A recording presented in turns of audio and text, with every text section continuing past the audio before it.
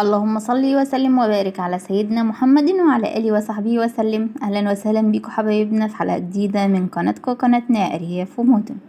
هنعمل مع بعض النهاردة الحواوشي البيتي بطريقة ممتازة، وكمان هعلمك تكة تعمليها أنا أول مرة أجربها الحقيقة، عجبتني جدا، خلت كده الحواوشي سايح ونايح وقمر. يلا بينا نشوف بقى طريقتنا ومقاديرنا علشان نطلع الأكل الجميل ده. التكة معانا يا بنات، عندي انا قسمت البصل يعني نص كيلو لحمة، حطيت عليه نص كيلو من البصل، فانا قسمت البصل بشرته نصه والنص التاني قطعته زي ما احنا شايفين كده، وهعمله حطيت عليه معلقة كبيرة من السمنة، ويا سلام بقى لو عندك سمنة بلدي هتبقى حلوة جدا. هندي بقى البصل بتاعنا تشويحة كده يدبل معانا ويبدأ يحمر، ونشوف هنعمل ايه. لو اول مرة تشوفي قناتنا ارياف ومدن ما تنسيش اشتراك في القناة ولايك للفيديو وتعليق حلو زيك علشان القناة تكبر بيكم ومعاكم يا احلى متابعين في الدنيا. هنحط التوابل بقى بتاعتنا كده زي ما احنا شايفين: مرق الدجاج، فلفل اسود، كمون، كزبرة، شوية قرفة، كبابة صيني، التوابل اللي انت بتحبيها حطيها. طبعا الملح بتاعنا معلقة كبيرة من الملح. هنقلب بقى كل الكلام الجميل ده ونسيبه يبرد معانا. عندي بقى يا بنات نص كيلو من اللحمة المفرومة المجمدة، مش هقولك بلدي ولا حاجة، لا مجمدة.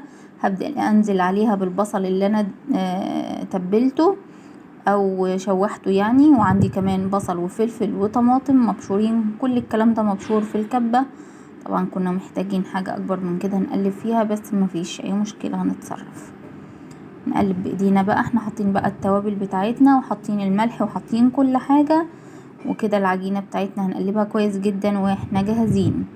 بصوا يا بنات، الحركة دي انا بعملها ليه بقى؟ يعني بكور اللحمة بتاعتي او الخلطة بتاعتي ليه؟ علشان يبقى كل الرغيفة عندي واخدة قد بعض. يعني ابقى عاملة حسابي مثلا نص كيلو هيعمل معايا 10 ترغيفة، هيعمل معايا 5، هيعمل معايا 7، ايا كان انت عايزاهم يعملوا قد ايه. لو انت عايزاهم 20 هيعملوا 20، زودي بصل واتكلي على الله.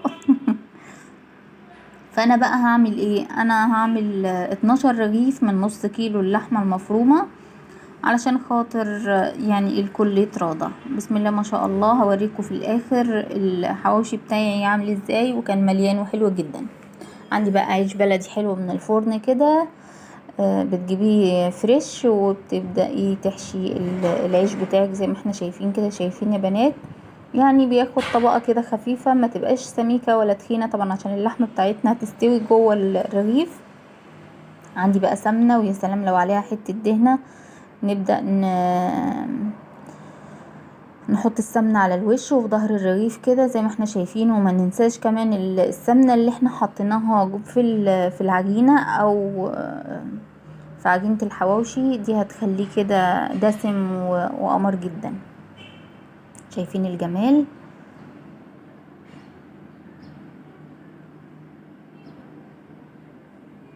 حاجة كده حلوة قوي. عارفين يا بنات رغيف الحواوشي بيبقى بكام دلوقتي من ده بصراحة؟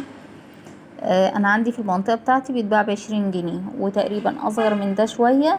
وكمان اللحمة الحواوشي اللي هي بتتباع في الاسواق مش لحمة مجمدة كمان، لا معرفش نوع اللحمة دي ايه، بس لحمة كده بتتباع في السوق، بيقولك دي لحمة حواوشي، بتجيبيها جاهزة ما بتحطيش بصل ولا توابل ولا اي حاجة، هي بتبقى جاهزة.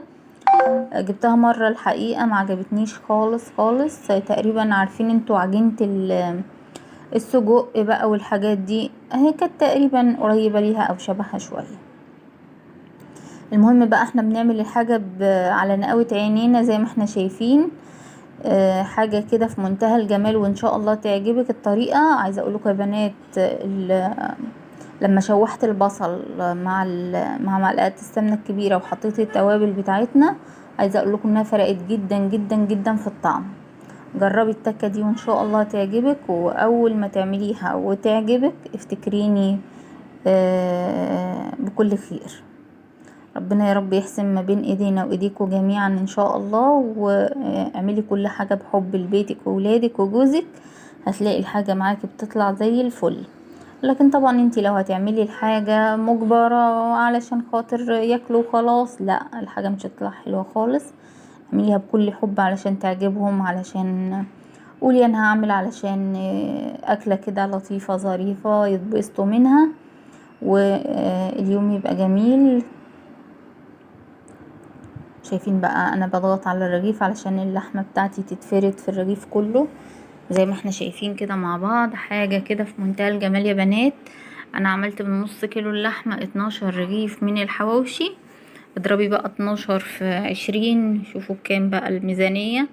وانا جايبة تقريبا نص كيلو اللحمة ده ب120 تقريبا، لان كان عليها عرض كمان وكانت الدنيا زي الفل.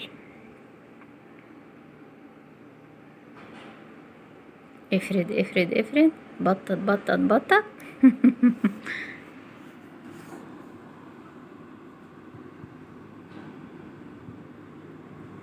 طبعا احنا مسخنين الفرن بتاعنا يا بنات. انا النهاردة مش هستخدم الشواية، عملته قبل كده وفتحت عليه الشواية، يعني ما كانش احسن حاجة. النهاردة بقى جربت الفرن بس، الفرن من تحت، وبعد كده نقلب العيش بتاعنا او نقلب رغيف الحواوشي بتاعنا على الناحية التانية ياخد وش من الناحية التانية، كان احسن بكتير. ليه بقى؟ عندك اللحمة بتستوي براحتها كده وواحدة واحدة والدنيا زي الفل. عندي صاجات الفرن بقى زي ما احنا شايفين كده مع بعض، بندهنها بسمنة ونبدأ نرص فيها الحواوشي بتاعنا. مسخنين الفرن على درجة عالية، وبعد كده نبدأ نحط الصاجات بتاعتنا في الفرن. نبدأ نحط الصاج التاني،